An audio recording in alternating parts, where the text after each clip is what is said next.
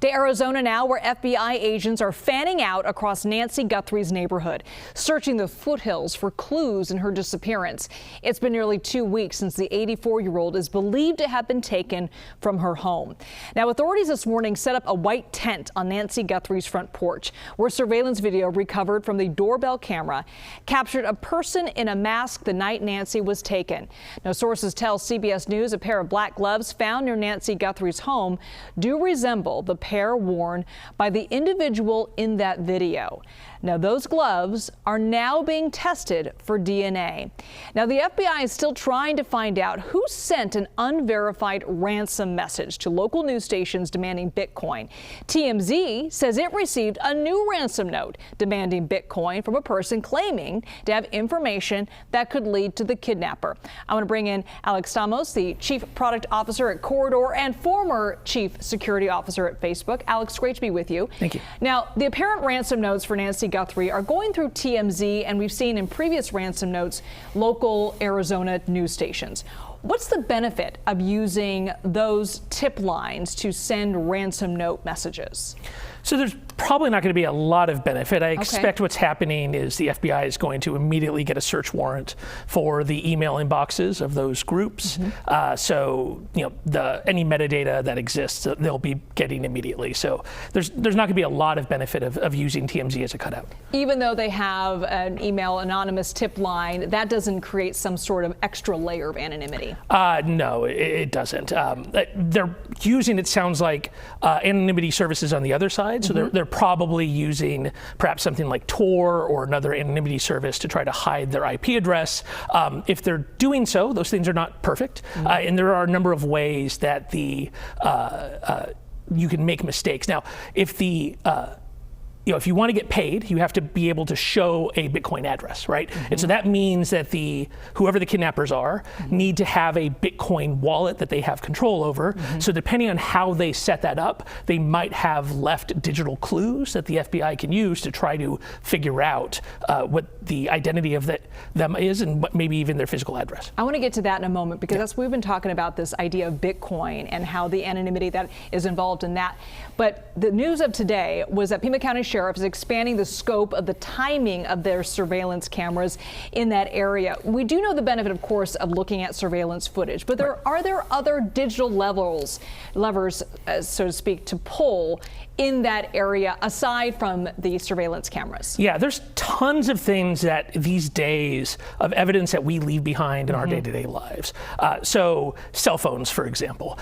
With this kind of search, I expect what they're doing is, first thing, they're going to get geofence warrants, right? So they're going to expand and get warrants that allow them to look for any kind of digital device that was in that area for that period of time.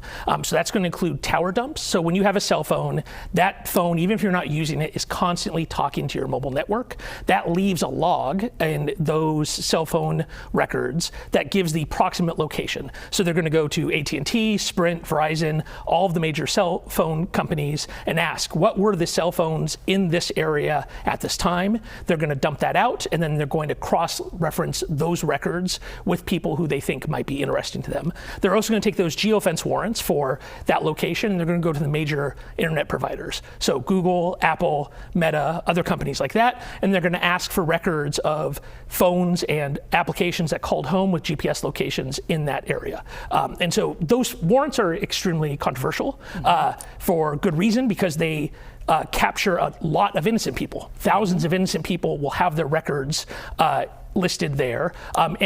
As a result, the FBI and Pima County Sheriff are going to have to go through those thousands of people and eliminate them before they get a suspect. The other controversial but highly powerful tool is now the automatic license plate readers. So a company that's become very famous recently is a company called Flock. This is a company that puts these license plate readers all over the place. They automatically read every single license plate that goes through. I expect what they have done is read through the database of every car that has passed out of that area in a period of time afterwards, and are now cross-listing that with anybody who possibly either stolen cars or anybody with some kind of record. And that is one of the things of, obviously they had to have transported Ms. Guthrie out of that location, and that's going to be the kind of information that they're going to be looking at really closely. Bottom line, if you're driving a car or carrying a cell phone, you can be tracked. That's right, and and then both those things. So most modern cars also have cell phones built in. And that's one of the things I think a lot of criminals forget, is that when you're driving a car, you're leaving those records both on the license plate that's being read, but also the cell phone chip in that car is leaving records at all of the towers that it passes along the journey. I want to get back to these transactions via Bitcoin, because again, as we saw, these ransom letters are asking for essentially ransom from Bitcoin, from the Guthrie family, in return for their mother's coming back. We've said that, Bitcoin is attractive to a lot of criminals because there is a level of anonymity. Basically, their identification is a series of numbers and letters. And it's a challenge to track down who that individual is. But you're saying there are ways you can track people down with that. Right. The Bitcoin transactions themselves are not anonymous. In fact, they're the opposite of anonymous.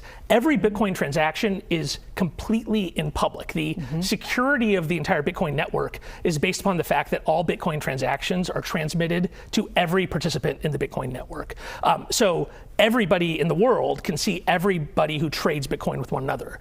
The anonymity comes from the fact that that big sequence of letters and numbers is not necessarily tied to I'm Alex, I'm Elizabeth. The fact that my series of letters and numbers sent money to you is what is public. So if somebody pays the money into that wallet, that can be seen.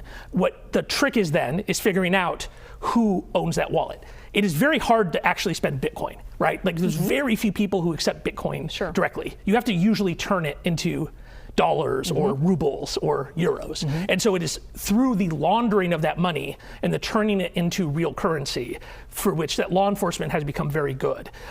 The other possibility is that these people are running their wallets on a mobile device, or they're using a company like a Coinbase or somebody else who holds the wallet for them, in which case figuring out their physical address is going to be much easier. And then the FBI could get a warrant from Coinbase or these other agencies that are allowing those transactions and then see the information. That's right, yes. If you have a company that's holding the wallet for you, all the legitimate ones will respond to lawful process. All right, thank you so much for being with us, Thank Alex you. Stamos.